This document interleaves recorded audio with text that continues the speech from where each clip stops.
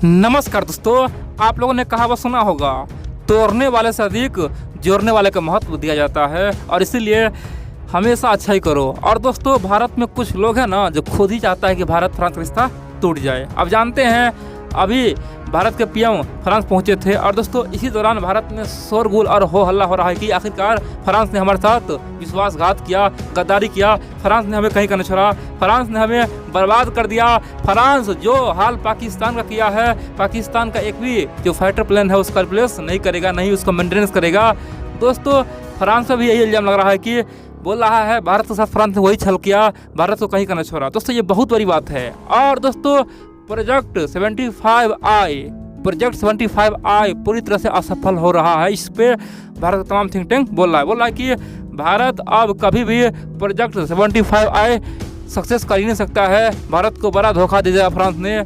आखिरकार रसिया अपना मित्र है, रसिया रहता तो ये नहीं करता, रसिया तो अपना भाई जैसा है, रसिया ऐसा कभी करता ही नहीं। भारत को जो चाहिए वो मिल जाता। आखिरकार हमने फ्रांस से समझौता क्यों किया, आखिरकार रसिया से क्यों नहीं किए, आखिरकार हमें अब धोखा मिला तो अकल ठिकाना आ चुका है। दोस्तों, इस तरह की बातें कह रहा है लेकिन सच्चाई किसी को पता नहीं है। दोस्तों, मैं आपको तमाम बातें बताऊंगा और बताऊंगा दोस्तों फ्रांस ने जो किया है ना, फ्रांस से पहले यही काम रसिया भी कर चुका है। रसिया तो बहुत बड़ा धोखा दे चुका है और यही काम ये जर्मनी कर चुका है। दोस्तों, बड़ी बात यह है फ्रांस ने धोखा नहीं दिया है, फ्रांस ने ओपनली बोला भी है कि भैया हम क्यों प्रोजेक्ट 75I से बाहर जा रहे हैं, हमें दोषी मत ठहराओ। दोस्तों, ये बहुत बड़ी बात है। जबकि रसिया और जर्मनी जब ये बड़े प्रस्ताव को ठुकरा कर चला गया, कोई भी बयानबाजी नहीं किया, बोला कि हमें जाना, हमें इसमें पसंद नहीं है। दोस्तों, ये बहुत बड़ी बात है। आप लोग पूरा खबर देखिए, आपको मैं तमाम बातें बता कर ये प्रोजेक्ट 75I क्या है और फ्रांस ने किया क्या है और क्यों कुछ लोग चाहते हैं भारत फ्रांस का रिश्ता खराब हो जाए। आप लोग पूरा वीडियो देखते रहिए। लेकिन इन सबसे पहले आप लोग को बता दूं दोस्तों, आप लोग वीडियो पूरा देखते हैं लेकिन वीडियो को लाइक करना ही भूल जाते हैं। आप लोग से फिर से अनुरोध है, जितना हो सके चैनल को सब्सक्राइब करें, कमेंट करें, वीडियो को लाइक करें और वीडियो को शेयर भी करें। आप लोग का लाइक, कमेंट और शेयर बहुत ही महत्वपूर्ण होता है। अब जानते हैं आखिरकार हुआ क्या है।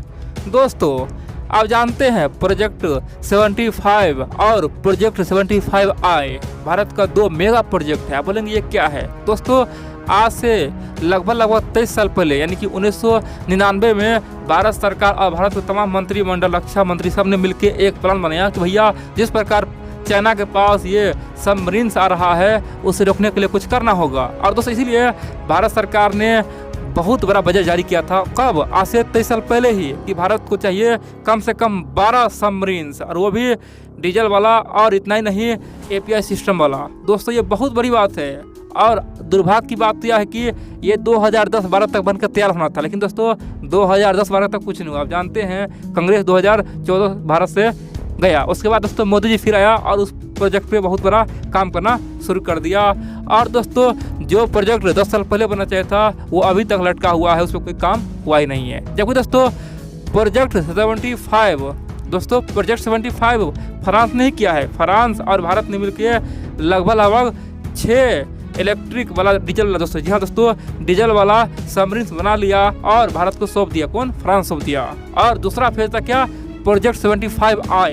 इसमें 6 कम से कम डीजल और API सिस्टम, क्या API सिस्टम वाला ये जो सबमरीन से वो बनाना था। दोस्तों, फ्रांस ने पहला फेज तो कर दिया और दूसरा फेज की बारी आई तो उन्होंने हाथ खड़ा कर दिया। आप बोलेंगे ऐसा क्यों किया।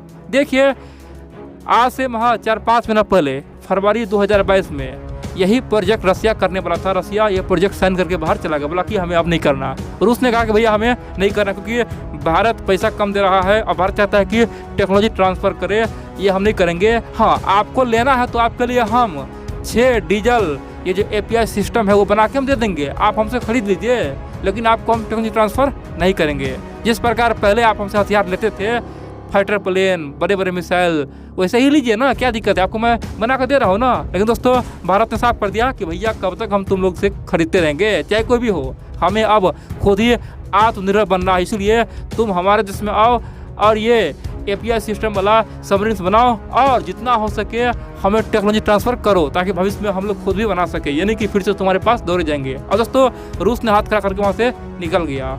अब बारी आई दोस्तों जर्मनी का। जर्मनी भी वही बोल रहा है कि आपका पैसा कम है प्रोजेक्ट के लिए और आपको हम केवल बना कर दे सकते हैं, टेक्नोलॉजी ट्रांसफ़र बिल्कुल नहीं करेंगे। टेक्नोलॉजी ट्रांसफ़र करने में बहुत बुरा हमें लगता है, हम जो टेक्नोलॉजी बनाए हैं वो आपको कैसे दे दे। दोस्तों जर्मनी भी यही काम करके पीछे हट गया, यानी कि जर्मनी और रूस यहाँ से पीछे जा चुका है।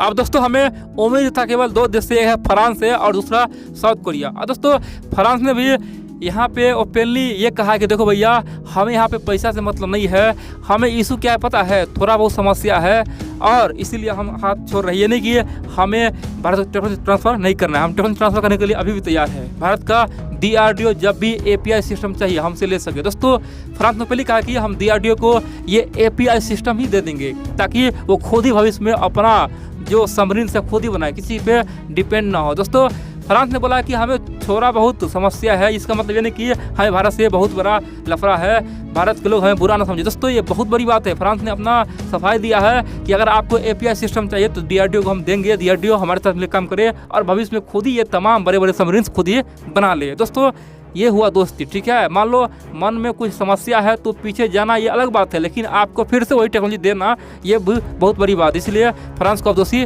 नहीं बोल सकते हैं। और जो लोग इस तरह की बातें करता है कि रूस रहता तो ऐसा नहीं करता, दोस्तों रूस का भी करतूत आप देख चुके हैं। और बड़ी बात तो यह दोस्तों, भारत अब चाहता है कि ना हम फ्रांस से ले, ना ही रूस से ले, नहीं हम किसी और से ले, हम खुद ही बना ले। दोस्तों हाल ही में DRDO ने खुद का ये API सिस्टम बना के तैयार कर लिया था।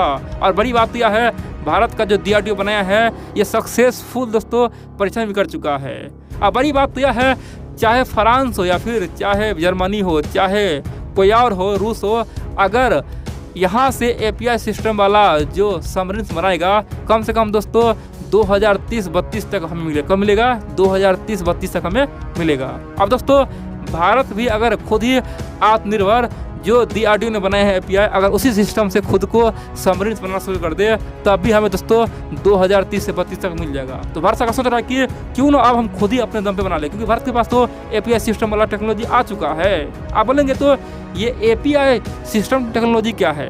दोस्तों आप देखेंगे आमतौर पर ये सबमरीन होता है, उसका कई कैटेगरी होता है, जैसे डीजल वाला होता है, इलेक्ट्रिक वाला होता है। नहीं दोस्तों, सबमरीन आजकल दोस्तों ये न्यूक्लियर पर चलता है। यहाँ दोस्तों जो होता है ना परमाणु ऊर्जा, उस पर चलता है। जो परमाणु ऊर्जा वाला होता है, जो न्यूक्लियर सबमरीन होता है दोस्तों, वो पानी के अंदर 4 महीना, 5 महीना, 6 महीना अंदर रहता है, बाहर बिल्कुल नहीं निकलता, क्योंकि दोस्तों उसमें न्यूक्लियर एनर्जी यूज होता है, इसलिए पानी के अंदर कई महीनों तक रहता है। जबकि ये जो डीजल वाले खासकर सबमरीन होता है ना, उसे कुछ दिनों पे 10 दिन, 1 महीना, 15 दिन पे उसे बाहर निकलना पड़ता है ताकि उसे एयर मिल सके, हवा मिल सके और इसका जो अंदर जो एयर होता है वो मिल सके। दोस्तों भारत ने कहा कि भैया हमारे पास तो अभी न्यूक्लियर खासतौर पे सबमरीन लेने के लिए इतना पैसा नहीं है, एक काम करो जो डीजल वाला सबमरीन है ना उसी में API सिस्टम लगा दो। दोस्तों जिस डीजल वाला सबमरीन में API सिस्टम लगता है ना, उससे एयर का समस्या खत्म हो जाता है। फिर क्या है, जो डीजल वाला सबमरीन पानी के अंदर 15 दिन रहता, 10 दिन रहता, उसका स्ट्रेंथ कितना होगा? 1 महीना से 2 महीना हो जाएगा, 2 महीना से 3 महीना, यानी कि दोस्तों लगभग न्यूक्लियर परमाणु है ना उसे थोड़ा कम काम करते हैं, यानी कि काम वो भी करेगा, क्या है वो भी जाएगा अंदर ना। जो API सिस्टम वाला सबमरीन हो वो लगभग 1.5 महीना, 2 महीना, 15 दिन से अधिक दोस्तों रहने के लिए सक्षम हो जाएगा। तो भारत चाहता है कि न्यूक्लियर सबमरीन तो हम बाद में बना ही लेंगे, पहले तो हमें अभी वर्तमान कुछ चाहिए ना, इसलिए API सिस्टम वाला चाहिए। और दोस्तों API सिस्टम भारत ने खुद ही बना लिया, DRDO ने खुद ही बना लिया है। और बड़ी बात तो यह है, मोदी जी फ्रांस के दौरे पर गए होते, उसे इसे कोई मतलब नहीं है। और दोस्तों भविष्य में आप देखेंगे तो भारत चाहता है कि खुद ही, चाहे न्यूक्लियर टेक्नोलॉजी हो, चाहे API टेक्नोलॉजी हो, भारत सब पे काम कर रहा है, DRDO सब पे काम कर रहा है। दोस्तों थोड़ा हमें देर लग सकता है, थोड़ा हमें समस्या उत्पन्न हो सकता है, लेकिन एक ना एक दिन उसका हम बादशाह बनेंगे। और मैं आपको पहले ही कह चुका हूँ कि 2040-45 तक भारत के पास वो हर हथियार होगा जो खुद का स्वदेशी होगा, खुद से बनाया होगा, हम किसी पर डिपेंड नहीं रहेंगे। इसीलिए बोलते हैं ना 2050 तक भारत महाशक्ति बनेगा। और दोस्तों ये बात मैं नहीं कहता हूँ, यूरोप के तमाम थिंक टैंक, तमाम बड़े बड़े मीडिया कहता है कि भारत को 2050 तक कोई भी हाथ नहीं पकड़ सकता है, फिर तो अकेला भारत दुनिया पे राज करने के लिए तैयार रहेगा।